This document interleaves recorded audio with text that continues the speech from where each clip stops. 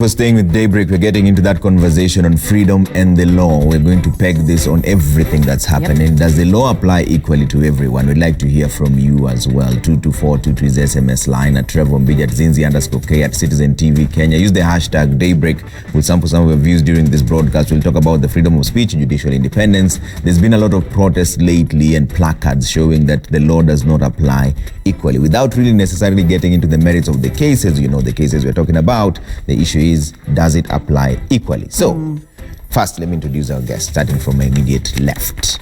Sei, active citizen. Thank you so much for coming in. Thank you too. We have Okia Omtata, human rights activist. Asante sana for coming in as well. Thank you. And Mark Bichachi, political analyst with us as well. Asante for making time. We're waiting for Dimas Kiprono with Amnesty International. He's the Amnesty Safety and Dignity Manager. As soon as he comes in, we'll just usher him in and have this conversation. So let's start off with the Daily Nation front page, Mark. And Mark, I want to hear your views on this. Uhuru is telling off rebels over rival BBI rallies. This almost ties into the freedom of speech that we're talking about, where there's perception that if you're not with us, you're against us. Is this the right approach? There are two sides to that coin. Of course, every person has the right to express their views. Those views should also be expressed within certain confines and certain structures. That structure in this particular case is a party called Jubilee, of which Uhuru Kenyatta is leader. And as leader of that political party, he has the right and privilege to say where he wants certain meetings to go and where he wants the party to go. If the MPs do not like it, they can wait for an election and see if they can depose him as leader. That's number one.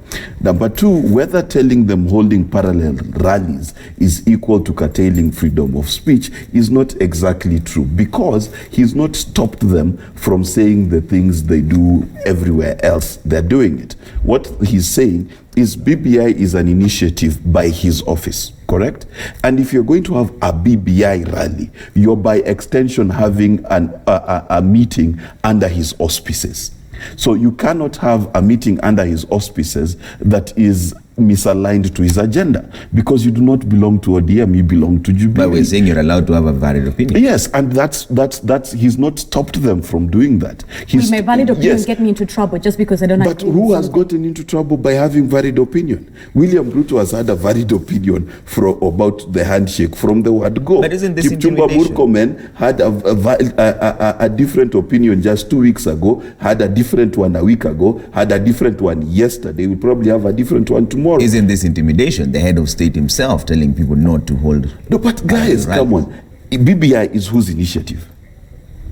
Uhuru Kenyatta, right? If you're going to have a BBI meeting, you're doing it under whose auspices? You can't argue like that, Mark, because Why essentially BBI, in as much as it was an initiative started by the two principals, it's supposed to unite an entire country. These are 47 million people. You can't narrow it down to just two. Call an anti-BBI rally. Isn't that what they're doing? No, they've not. They're calling them BBI rallies.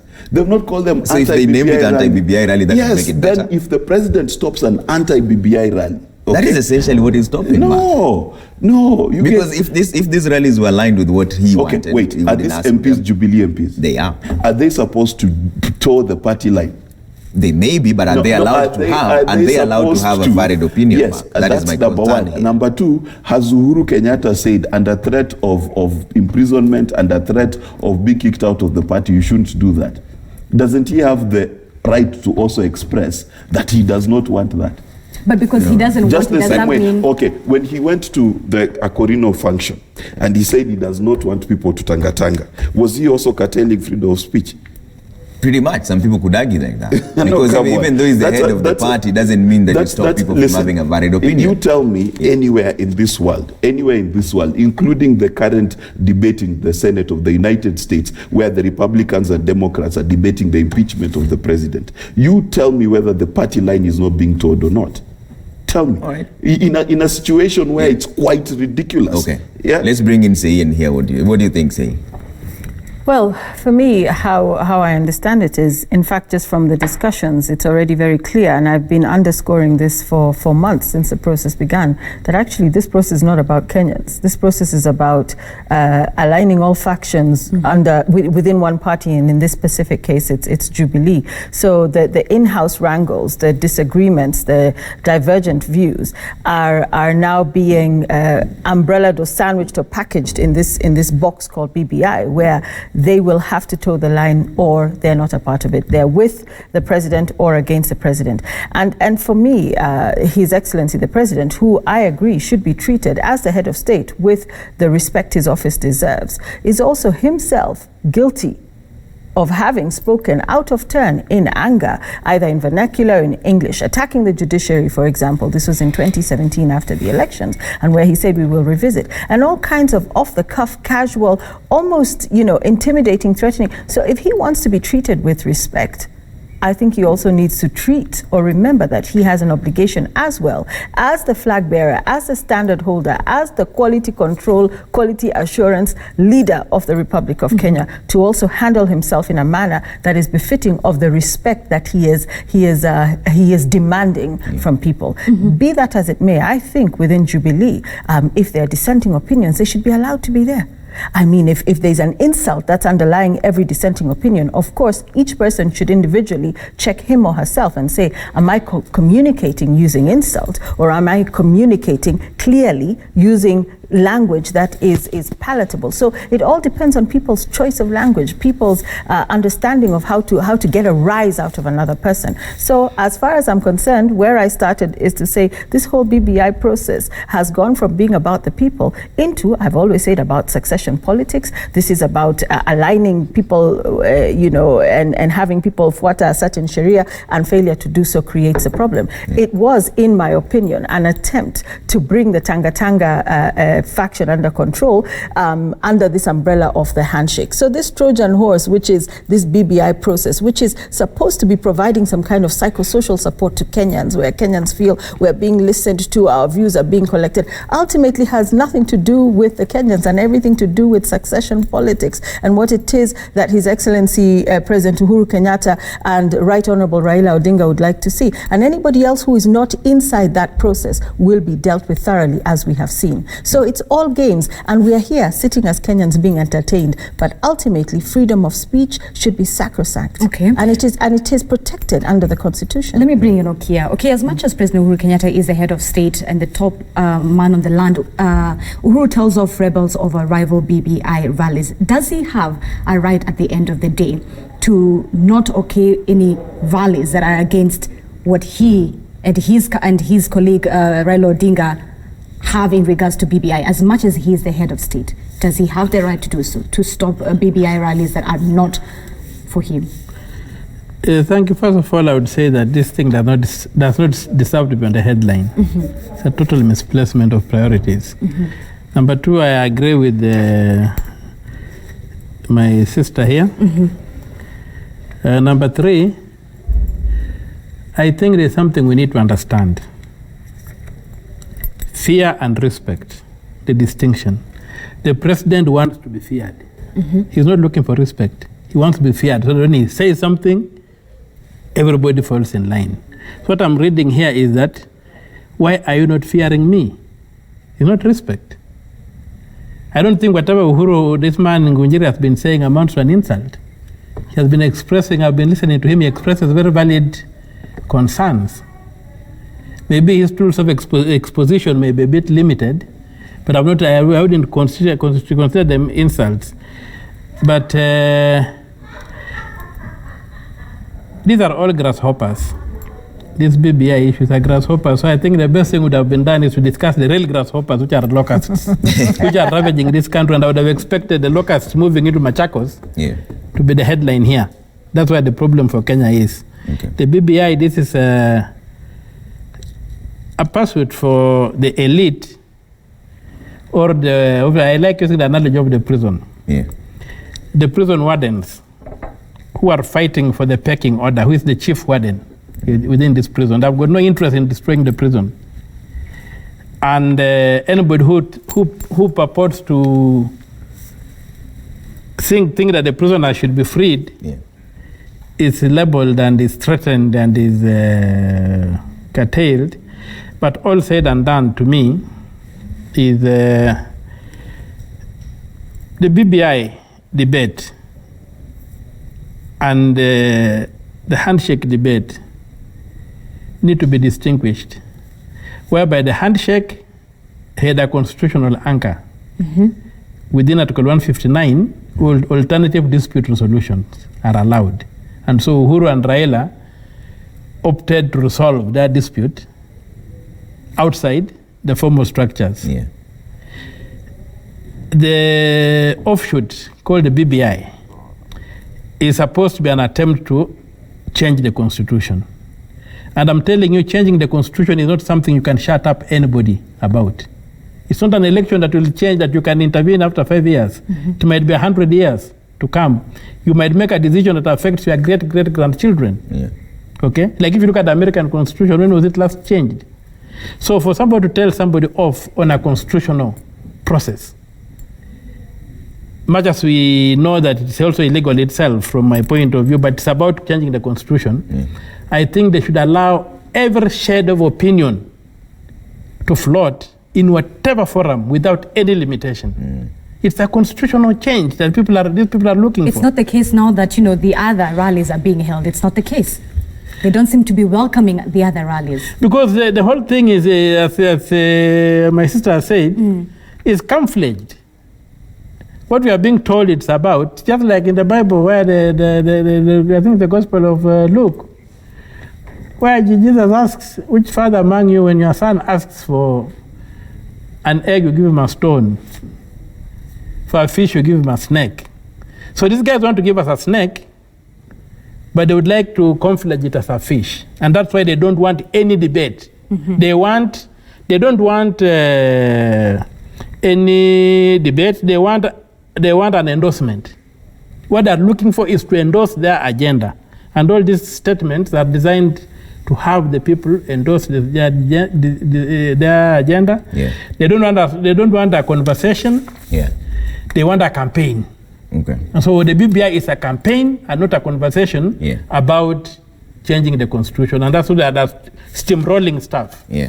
And that's why I think the media should help us by having this thing in the back page, in the classified areas of the newspaper, Okay. not on the front page. You know, Mark. in a country where we keep saying that we want strong political parties, but apparently we want weak political party leaders. In a country where my colleagues here are both in court against the government and they are free citizens, right?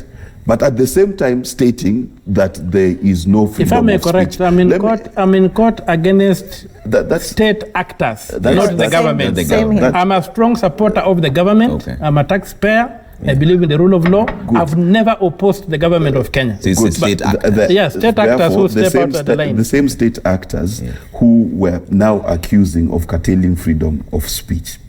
Ladies and gentlemen, we cannot be on a free-to-air channel such as this, where they themselves are allowed to say BBI is a Trojan horse, and I have not seen GSU, or what was that thing that the Atur Sagarsian and Magarian were running. I've not seen them run through that door.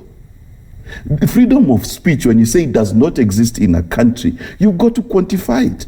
And freedom of Who said speech. it? No doesn't one said exist. that. Can I- You know, can I we have to finish be my statement? factual, or else you come across as a state propagandist, Okay. because nobody said that it has been The question was just about what the 100% president But said. the question All right, was, let him finish, the and then I'll question give you a from the chance to beginning, rebuttal. Yeah. the question I was asked is the president curtailing freedom of speech? Yes, retain yourself there. And Okay, my go ahead. goodness. Yeah. 2 against 1. Anyway, let's continue. Yeah. So the truth of the matter is to say that there is no freedom of speech simply because the president dislikes what someone is doing is not the same thing. Because to curtail freedom of speech, you've got to ask someone in Saudi Arabia and ask them what they can say about Prince Salman and not be in prison. That is where we start talking about freedom of speech. In a country where you can tweet and say and do whatever you want, does not then mean that the head of state does not have the right to tell you, I do not agree with you. right? And number two, we cannot purport to say that we want strong political parties, but we want political party leaders to act as if they exist in a vacuum.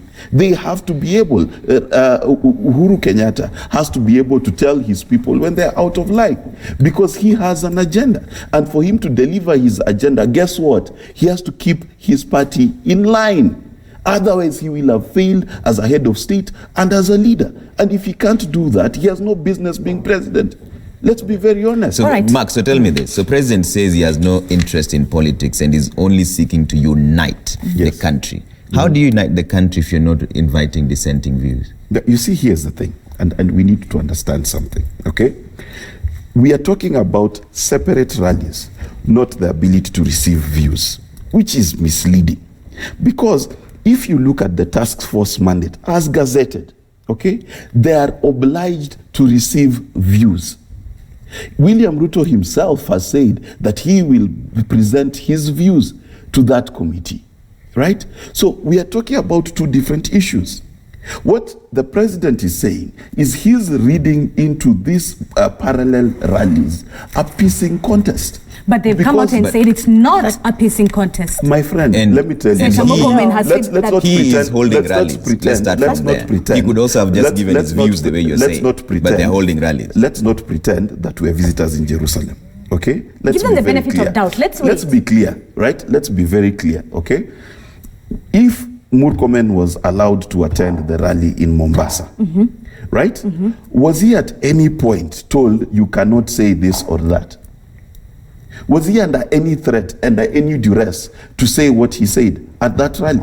Was he in any physical danger? No, it wasn't. Okay. So if you've been invited to rallies, okay, you've said you'll participate. Then of your own motion, you decide to create parallel rallies, which by definition is to say you're competing. Because when I say I'm going to hold a parallel press conference to Jerotich, I'm saying that whatever she's saying, I'm going to compete with her. That's what that means. But as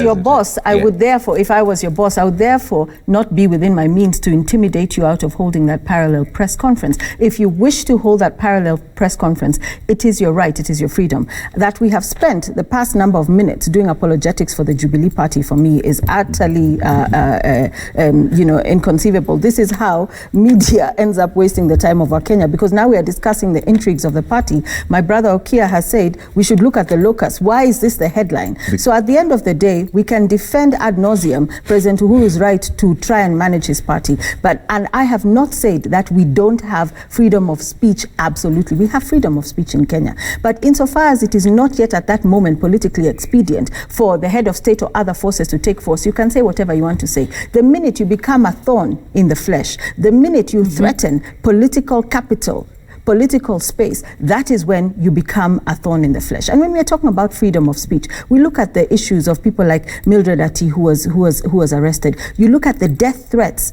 against my fellow comrade and co-activist in the Switch Off KPLC campaign, Wanjeri Nderu Musembi, who has been threatened with death because they dare to speak up and out about different things. They are called extortionists, they're called economic saboteurs. In fact, the governor of Nairobi himself on one of the other stations said he was going to deal with them.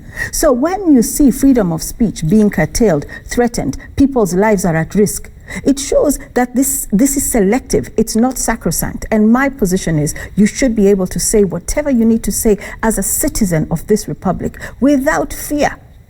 And the minute fear comes in, it means you're stepping on some toes. When you're stepping on those toes, if those toes are powerful enough, you will be disappeared. And when you're disappeared, people will shout on social media, we'll have a nice big wake and we'll light candles, and the only people left suffering will be your immediate family and those who really relied on you and loved you, and you move on to the next. So it's a trickle-down effect. You can look at the head of state intimidating the deputy president or the deputy president's faction, and then there's a whole argument, you should be united under one party. But it trickles down every single place, from a boss harassing his or her employee to a governor threatening people who have exposed some of his actions on social media, and so on and so forth. So if you have lawlessness and a disrespect of freedom of expression at that level, it will trickle down and Kenyans will say, kama mkubwa anafanya, si tufanye pia. Right. Yeah. Right. So, okay, when does President Uhuru Kenyatta then draw that line, which you have brought in, of fear and respect? I think he needs some lessons on the distinction, and he's not alone. Very, very many people have got a problem with distinguishing between fear and respect. Yes. And when you cannot make that distinction, then you get offended by criticism. Yeah. You think it's about your person, not about somebody holding a different view or something like that. So I think that basically what is coming out for me is that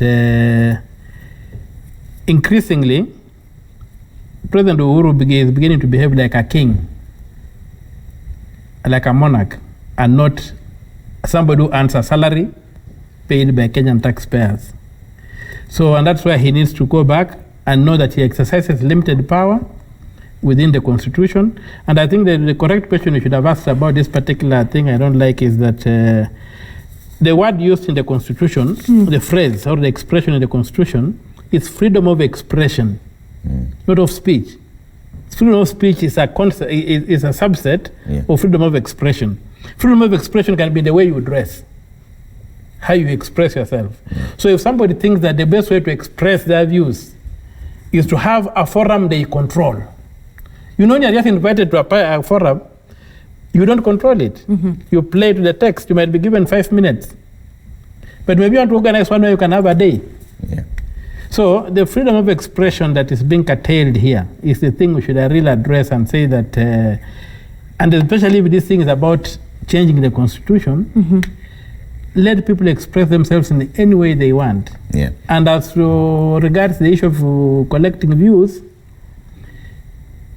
that was the agenda. You even wonder why the rallies are being held in the first place. Yeah. What are they mobilizing? Right. If it's supposed to be views, if it's views, it's supposed to be a silent, quiet move where people reflect and think. The issue of political parties that my brother raised does not arise at all. We must distinguish between a political party and a personality cult. Political parties are institutions with structures and what have you. Yeah. Here we are having personality cults masquerading as political parties. We don't have political parties in this country. ODM is a personality cult for Raila. Jubilee is a personality cult for Uhuru and Ruto until they began breaking apart. But the party I belong to, Ford Kenya, is a personality cult for Wetangula. ANC is a personality cult for Mudavadi. Yeah. You go to the Wiper is a personality cult for Kalonzo Musyoka. Yeah. We don't have political parties in this country. That's a sad fact. And here's the thing, we need to take a quick commercial break. When we come back, there's an ongoing challenge of how you define freedom of speech. I want to hear from Jerotish, who is an active citizen. I'm sure you've seen her behind Switch of KPLC, how she describes what freedom of speech is. 22422 is our SMS line. At Citizen TV Kenya is also on Twitter. See you in a bit.